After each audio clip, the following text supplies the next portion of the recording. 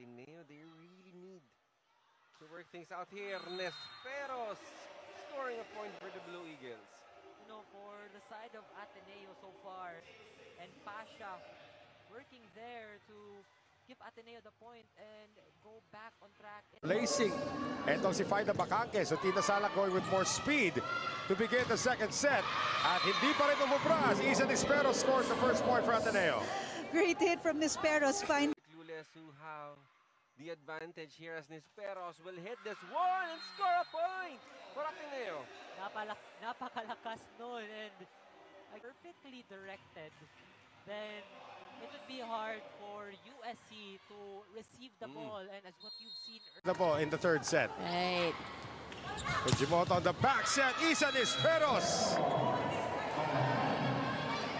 Naiwan ni Nesperos yung blocker niya. Nagmistulang Faith Nesperos. Right? Kuha niya yung the presence here of Chuatico, of say Pasha, of Sila, you know, giving me the old vibes of the one big five spirit in Mantra of Ateneo. The crowd is really going wild. At point. And again, speaking of one big fight, they have 4 players from their game yesterday who stood up in, you know, their match against USC. That is Nesperos. Fujimoto. Nesperos. Nice. Ganda nung set ni Fujimoto to Nesperos. And Nesperos, ito yung nangyari dyan. Ganda nung setup. Blockers were there actually, but she find the gap in between the antenna and the blockers. Straight to the hands of Arroyo. Donna May De Leon, Nesperos! Wow! Again, that was the also has been talking about during that past timeout, the direction of the ball. And again, it's not about how much you hit the ball, the power.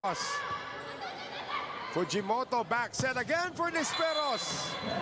pinanggigilan ni Nesperos yun. Pinadaan pa sa dalawang blockers niya. Is running out of options. Timeout, Arellano. So much dominance here contra Ateneo.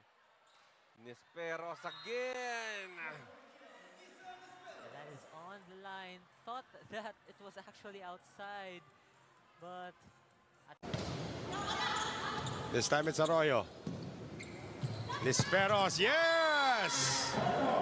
Kita ko yung hang time niya doon, Noel. Malakas in between 2 blockers.